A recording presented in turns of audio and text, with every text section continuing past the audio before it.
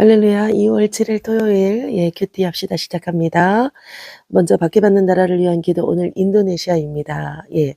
동남아시아의 말레이시아 밑으로 있는 인도네시아 지난 12월에 수마트라의 니아스와 바탁토바 지역 성도들에게 수천 권의 지역어 성경이 배포되었다고 합니다.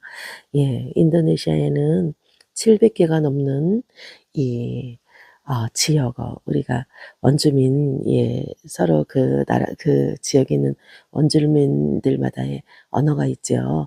이 토속어가 존재하는데 많은 성도가 표준 인도네시아 성경보다 자신들의 모국어 성경을 통해서 하나님의 말씀을 훨씬 더 깊이 이해할 수 있었다고 합니다. 이 지역어 성경들이 성도들의 삶 속에서 사용되어서 그들이 하나님의 말씀을 깊이 알아가고 복음을 전할 용기와 믿음을 갖게 되기를 여러분 기도해 주십시오. 성경에 또한 이 지역어를 공부해서 연구해서 배포하는 그 단체들에게도 우리 주님 함께해 주시기를 그 무엇도 부족함 없이 성령께서 그때그때마다 때마다 채워주시기를 간절히 기도합니다. 오늘 에서도 중보기도 115번째입니다. 한 교회의 주일학교 1학년 담임 선생님이 기도 제목 오셨습니다. 기도 제목 주셨는데요. 주일학교 1학년 오늘 반모임을 한다고 합니다. 그런데 그 반모임이 정말 복음을 심는 값진 은혜의 시간이 되기를 여러분 기도해 주십시오. 교사들의 수고와 헌신 위에 하나님의 정말 놀라운 축복이 임하기를 저도 간절히 기도하겠습니다. 오늘 이제 큐티 시작할까요? 196번째입니다. 마태복음 11장 이제 들어갑니다. 11장 1절에서 19절 말씀 줄거리 봅니다. 요한이 옥에 갇힌 요한이 그리스도께서 하신 일들을 듣고 제자들을 보내어 예수께 여쭙니다. 오실 그 해가 당신이 오시니까 우리가 다른 일을 기다리오리까. 그랬을 때 예수께서 대답하되 맹인이 보며 못 걷는 사람이 걸으며 나병 환자가 깨끗함을 받으며 못 듣는 자가 들으며 죽은 자가 살아나며 가난한 자에게 복음을 전파된다 하라. 그리고 누구든지 나로 말미암아 실족하지 아니하는 자는 복이 있도다. 이렇게 말씀하십니다. 또한 그 요한에게 향하여 예수님이 너희가 무엇을 보려고 광야에 나갔더냐? 바람에 흔들리는 갈대냐? 부드러운 옷 입은 사람이냐? 이러면서 요한의 때부터 지금까지 천국은 침노를 당하나니 침노하는 자는 빼앗느니라. 귀 있는 자들아 들을지어다. 이 세대를 무엇으로 비유할까? 어린 아이로 비유할 때 아이들이 장태에 앉아서 동무들을 불러서 내가 피리를 불어도 너희들은 춤추지 않고 내가 울어도 너희들은 가슴을 치지 않는 것과 같도다. 그러며 지혜는 그 행한 일로 인하여 옳다함을 얻느니라. 아멘. 말씀의 줄거리 살펴봤습니다. 지금 상황이 요한은 우리 헤롯 대왕의 잘못한 것을 지적함으로 말미암아 옥에 갇힌 상황입니다.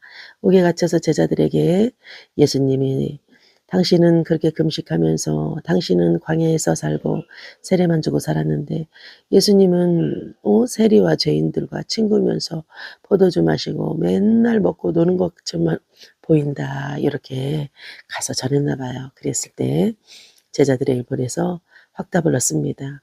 우리가 기다리던 메시아가 당신 정말 맞습니까? 아니면 우리가 다른 사람을 기다려야 되나요? 이렇게 말했을 때 예수님이 지금까지 예수님의 사역을 말하는 것입니다.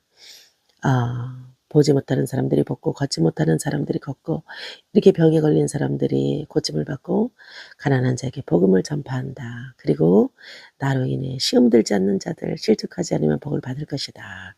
이러면서 요한에게 하는 말이 요한아 너가 흔들리는 갈대냐 바람에 흔들리던 갈대더냐 부드러운 옷 입은 사람을 기다리던 사람이더냐 너는 그런 사람이 아니라는 걸 내가 안다. 요한을 꾸짖는 게 아니라요. 요한의 얼마나 엘리야 같은 존재임을 확신하는 것입니다. 인정하는 것입니다. 그러면서 주님 말씀하시죠. 귀 있는 자는 들을지어다. 이 세대를 무엇으로 비유할까? 아이로 비유하는 것입니다. 정말 동무들을 향해서 피리를 불어도 춤추지 않고 울어도 울지 않고 공감하지 못한다는 세대인 것이지요. 바로 내 방법, 내가 생각한 세례 요한의 그 의심을 믿음의 붕괴로 보는 것이 아니라 고난 속에서 드러났던 그의 신앙에 향해서 주님이 질문을 통하여 믿지 못하는 귀 없는 자들을 깨닫게 하는 것입니다. 예수께서는 기적과 복음 선포로 메시아적인 표적을 보이셨는데 사람들은 당신들이 원하는 정치적인 메시아들만을 기다리고 있는 그들을 향해서 예수님 자신의 정체성을 드러내면서 참된 믿음은 우리가 기대하는 내가 원하는 방식대로 일하는 것이 아니라 하나님이 다른 방식으로 일하는 그 하나님마저도 받아들이는 태도라는 것. 세례 요한이 흔들리는 갈대가 아니라 하나님 나라를 기다린 위대한 선지자임을 엘리야와 같은 존재를 인정하면서 이 세대의 문제는 믿지 못하는 그 불신, 그것도 문제지만 그것보다 더 큰 문제가 자기의 기준으로 하나님의 역사를 판단하는 그 완고함에 있다는 것을 오늘 말씀을 통해서 말씀하십니다. 그러면서 하나님의 지혜는 말이 아니라 삶의 열매로 증명된다는 거. 우리가 보기에는 예수님이 그 시대에 소외된 자, 가난한 자, 어느 누구도 사람 취급하지 않는 자와 헛시간 보내는 것 같이 보이지만 예수님의 그 삶의 열매를 통하여서 어느 누구도 할 수 없는 그 기사와 이적과 그 표적을 통하여서 그들이 눈에 보이는 병자만을 고치는 그 표적, 그러나 그것보다 한 단계 더 높은 그들의 영적인 맹인, 영적인 장애인, 그 모습까지도 그들이 주 예수 그리스도를 믿음으로 말미암아 영원한 생명을 누리는 영적인 치유까지도 바로 이 삶의 열매를 통하여 지혜는 그 행한 일로 인하여 옳다함을 얻느니라. 그 표적을 통하여 하나님의 뜻을 보인다는 기다림 속에 피어나는 믿음이 어떠한 결과를 맞이하는지 오늘 말씀을 통하여 보여주고 있습니다. 여러분, 요한마저도 흔들렸나 봐요. 우리가 기다리는 메시아는 뭔가 세상을 눈에 보이는 짜잔 하면서 바꿀 것으로 생각했는데 그렇게 겉으로 보기에는 화송세월 보내는 것처럼 보였을 때 정말 오실 그이가 당신 맞습니까? 할 정도로 우리도 삶 속에서 분별이 어려울 때도 있습니다. 내가 아는 하나님, 내가 겪은 하나님을 통하여서 하나님을 우리가 고정관념으로 바라볼 때도 있습니다. 그러나 우리 하나님은 인간의 그 생각에, 인간의 그 기준에 갖춰지는 그런 수준의 하나님이 아니시죠. 나의 고정관념을 깨서 내가 경험한 것만이 전부가 아니라 나의 경험을 토대로 해서 우리가 하나님을 의지하고 하나님을 믿고 신뢰하긴 해야 되지만 나의 경험 안에 갇혀서만은 살아선 안 됩니다. 우리의 눈을 열고 마음을 열고 믿음을 열고 이 세상을 창조하신 그 하나님을 인간의 이성과 인간의 감정, 나의 그 경험에 갇혀서 생각해서는 절대 되지 않습니다. 그 이상을 넘는 우리의 수준 넘는 신앙이 되기를 간절히 소원하며 여러분 주말 믿음으로 승리하는 저와 여러분 되기를 간절히 기도합니다. 네, 토요일 기도였습니다.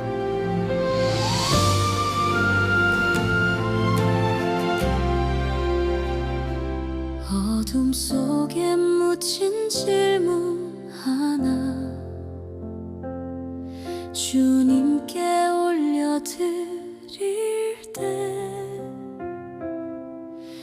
말씀 속에 빛으로 오셔 구원의 길 여셨네. 눈먼 자가 다시 보고 걷지 못한 자 일어서네. 가난한 자 기쁜 소식 주 사랑이 흐르네. 기대 넘어 일하시는 주 실족 없는 믿음이 복이라.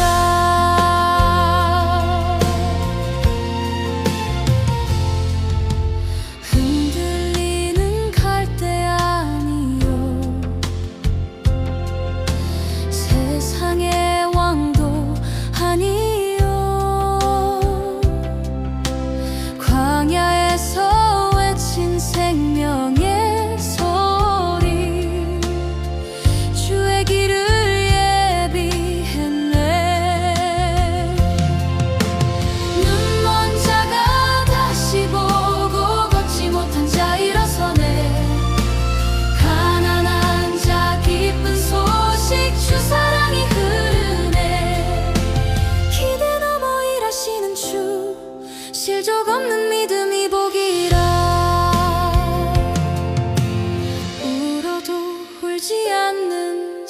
세대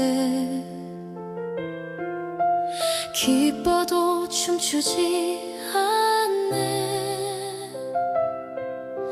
하나님의 역사를 판단하며 만문을 닫아버리네. 눈먼 자가 다시 보고 걷지 못한 자 일어서네. 가난한 자 기쁜 소식 주 사랑이 흐르네. 기대 넘어 일하신 주 실족 없는 믿음이 복이라. 그러나 주의 지혜는 삶의 열매로 드러나. 진리는 오늘도 살아 우리 가운데 역사하네. 눈먼 자가 다시 보고 걷지 못한 자 일어서네. 가난한 자 기쁜 소식 주 사랑이 흐르네. 기대 넘어 일하신 주 실족 없는 믿음